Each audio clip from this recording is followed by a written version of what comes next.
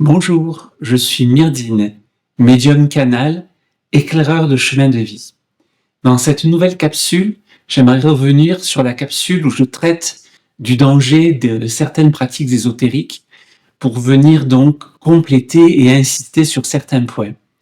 Vous le savez, malheureusement, dans ce domaine, il y a beaucoup à boire et à manger, mais surtout, il y a beaucoup de personnes, de praticiens, de médiums qui manquent d'alignement et d'ancrage et qui, du coup, délivrent des messages qui eux-mêmes, de ce fait, ne sont pas alignés, éclairés et viennent de leur ego plutôt que de leur guide, ou tout du moins de leur âme, de leur Dieu, de leur déesse intérieure. Il y a également beaucoup de miroirs aux alouettes, donc beaucoup de choses qui vous sont proposées et qui ne sont pas réalistes. Et donc, j'aimerais attirer votre vigilance sur le fait de ne pas tomber dans le piège de la pensée magique. C'est-à-dire le piège de considérer que telle ou telle pratique, que ce soit une séance, une consultation, une soirée, un stage, une retraite, va régler tous vos problèmes.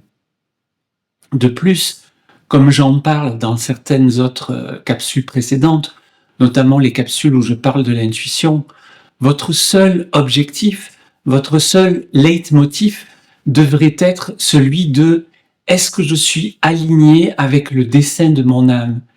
Est-ce que je suis aligné sur ce que mon âme s'est choisi de vivre avant de s'incarner sous l'identité qui est la mienne là présentement ?»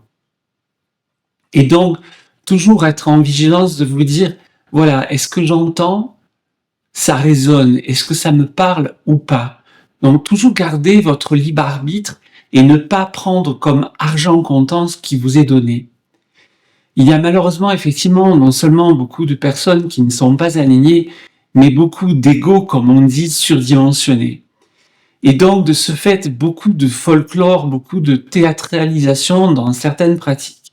Je prends un exemple qui, je vous avoue très sincèrement, me hérisse le poil, m'agace. Il s'agit de ce qu'on appelle la cache, les annales akashiques.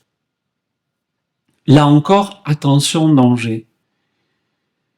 On ne peut pas aller en dilettante ou en curieux, en curieuse, consulter ces annales pour le plaisir de les consulter. Je vous prends mon exemple précis. Quand dans une séance, les guides me montrent telle ou telle vie antérieure, donc telle ou telle partie d'annales akashique de la personne qui me consulte, c'est toujours pour l'aider dans sa mission de vie actuelle, pour l'éclairer par rapport à sa mission de vie actuelle et ou son corollaire pour venir la guérir de certains maux, de certaines difficultés, souffrances qu'elle vit, qu'elle subit dans sa vie actuelle. Voilà. Donc, là encore, soyez vigilants d'être vous-même bien ancré, bien aligné, pour que le message que vous entendez vienne plutôt toucher votre intériorité, votre Dieu, votre déesse intérieure, plutôt que votre ego. Je prends un autre exemple qui, pour moi, est également tout aussi frappant que les annales akashiques, c'est par exemple l'éveil de la Kundalini. Vous savez, moi, il y a un peu plus de 20 ans, j'ai suivi une retraite à l'étranger, peu importe les détails logistiques, avec quelqu'un que je considère comme un maître. Et ce maître nous disait, vous savez, il faut toute une vie pour éveiller totalement la Kundalini. Et puis, réfléchissez, quel intérêt cela a-t-il d'éveiller votre Kundalini? Est-ce que cela va vous faire avancer sur votre chemin de vie? Est-ce que cela va davantage l'éclairer?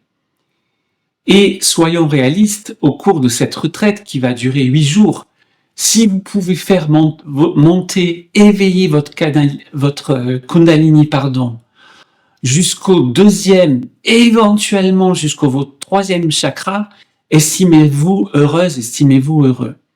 Donc, des thérapeutes, des professionnels, des praticiens qui vous prétendraient éveiller pleinement votre Kundalini au cours d'une retraite ou d'un week-end, même un week-end prolongé de 3 jours, c'est abusif, pour ne pas dire c'est scandaleux.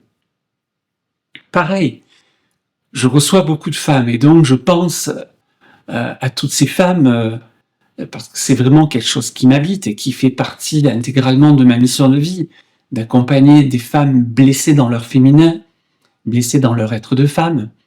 Et donc là encore, prétendre au cours d'un week-end, d'une retraite, voire même sur un laps de temps plus court, guérir votre être de femme blessé, mais là encore, c'est abusif. C'est vraiment, oui, abuser de votre confiance, de votre crédulité. Donc, vigilance, vigilance, vigilance. Et avant tout choix, que ce soit de participer à telle ou telle pratique, ou d'intégrer, considérer comme acquis tel enseignement, tel message que vous recevez, ancrez-vous à terre, mère. Mettez-vous dans votre bulle de lumière, donc pratiquez ce que les guides m'ont inspiré comme étant le rituel de protection.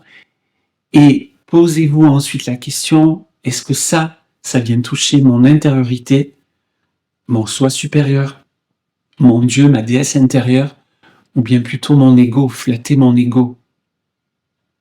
Voilà, c'est super important et les guides m'ont dit, voilà pourquoi exceptionnellement je tourne cette capsule un soir.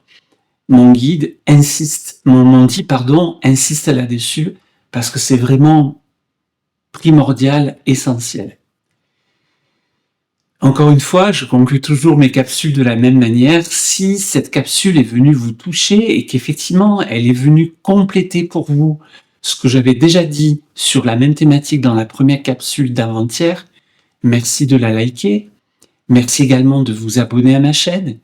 Merci également de me faire part de vos commentaires, en quoi cela est venu vous toucher, quel écho ce discours que je vous tiens, cette capsule a eu en vous. Et puis, n'hésitez pas à me partager, à me demander les thématiques que vous aimeriez que je traite dans les prochaines capsules. Voilà, et en attendant, je vous souhaite une belle fin de journée. Namasté.